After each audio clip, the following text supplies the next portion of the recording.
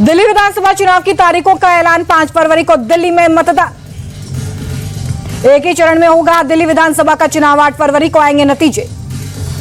चुनाव आयोग के ऐलान के साथ ही दिल्ली में आचार संहिता लागू। 17 जनवरी से होंगे नॉमिनेशन, 20 जनवरी नाम वापसी की तारीख।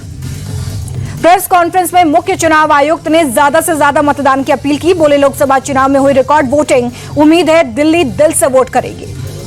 वोटर लिस्ट को लेकर बोले मुख्य चुनाव आयुक्त राजीव कुमार। कहा बिना आधार के आयोग पर कोई भी आरोप लगाए गए। वोटर लिस्ट को लेकर अफवाह फैलाई जा रही है।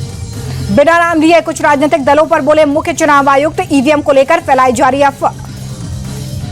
ईवीएम हैक को लेकर बोले चुनाव आयोग की तरफ से राजीव कुमार। सुप्रीम कोर्ट ने कहा कि ईवीएम हैक नहीं हो सकती, ईवीएम पूरी तरह से फुल प्रूफ। दिल्ली में 13,033 पोलिंग स्टेशन पर होगा मतदान। दिल्ली में 1,55,00,000 मतदाता। नई दिल्ली सीट पर वोटर लिस्ट को लेकर सीएम आतिशी ने मुख्य चुनाव आयुक्त को लिखा पत्र। सोमवार को चुनाव आयोग ने जारी की थी फाइनल लिस्ट। दिल्ली विधानसभा चुनाव को लेकर बोले आप नेता सौरभ भारद्वाज। कहा पिछली बार की तरह भाजपा को बहुत कम सीटें आएंगी। दिल्ली चुनाव को लेकर आप नेता प्रियंका कक्कड़ बोली दिल्ली में चौथी बार बनेगी हमारी सरकार। दिल्ली चुनाव को लेकर अलका लांबा का दावा। कहा दिल्ली में सत्ता विरोधी लहर, दिल्ली की जनता को विकल्प की तलाश। नई दिल्ली से कांग्रेस प्रत्याशी संदीप दीक्षित बोले कांग्रेस चुनाव के लिए पूरी तरह से तैयार है। नई दिल्ली में केजरीवाल ने किया ही क्या है।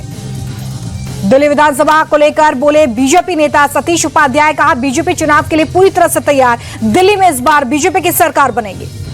दिल्ली चुनाव को लेकर वीरेंद्र सचदेवा का बड़ा दावा। कहा आपने 10 साल में दिल्ली को बर्बाद किया, दिल्ली की जनता परिवर्तन के लिए तैयार। बांसुरी स्वराज का भी बड़ा दावा। दिल्ली में जनता कमल खिलाने को तैयार, आपदा हटाना है, दिल्ली में बदलाव लाना है।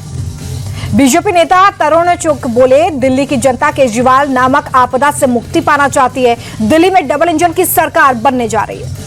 दिल्ली विधानसभा चुनाव को लेकर बोले बीजेपी नेता रमेश बिदुड़ी। कहा दिल्ली के लोगों को इंतजार है, आपदा से जल्द मुक्ति मिले, मतदाता बढ़ चढ़कर मताधिकार का उपयोग करें।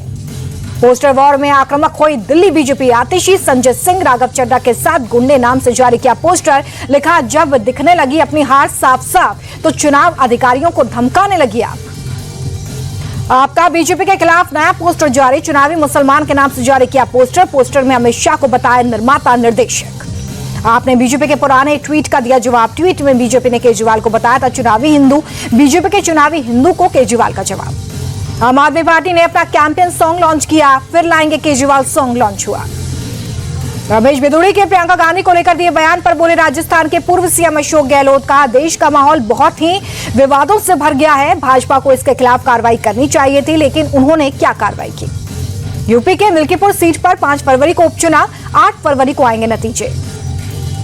दिल्ली में किसानों के साथ केंद्रीय कृषि मंत्री शिवराज सिंह चौहान की बैठक के लिए शिवराज सिंह चौहान के आवास पर पहुंचे किसान।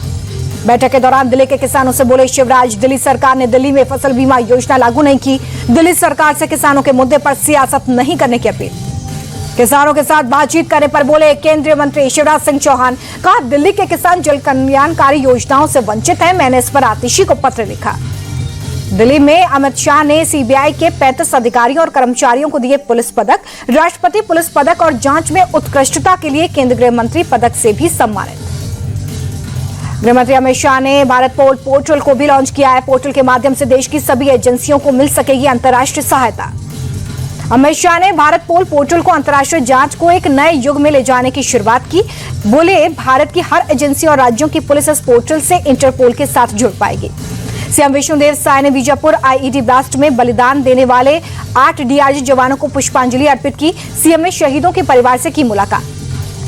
दंतेवाड़ा पहुंचे विष्णुदेव साय ने डीआरजी जवानों के ताबूत भी उठाया। डीआरजी जवानों के ताबूत को दिया कंधा। नक्सलियों के आईडी विस्फोट में जवानों ने दी है शहादत। नक्सलियों की कायराना हरकत पर बोले छत्तीसगढ़ के उप मुख्यमंत्री अरुण साव। नक्सलियों को इसका खामियाजा भुगतना पड़ेगा। बस्तर को नक्सल मुक्त करने का हमारा संकल्प और मजबूत हुआ। छत्तीसगढ़ के बीजापुर में डीजीपी अशोक जुनेजा ने घटनास्थल का दौरा किया। सीआरपीएफ के आईजी राकेश अग्रवाल भी पहुंचे। भारत में चीनी वायरस एचएमपीवी के 8 नए मामले सामने आए। नागपुर, कर्नाटक, तमिलनाडु में 2-2 केस, जबकि बंगाल और गुजरात में 1-1 केस मिला।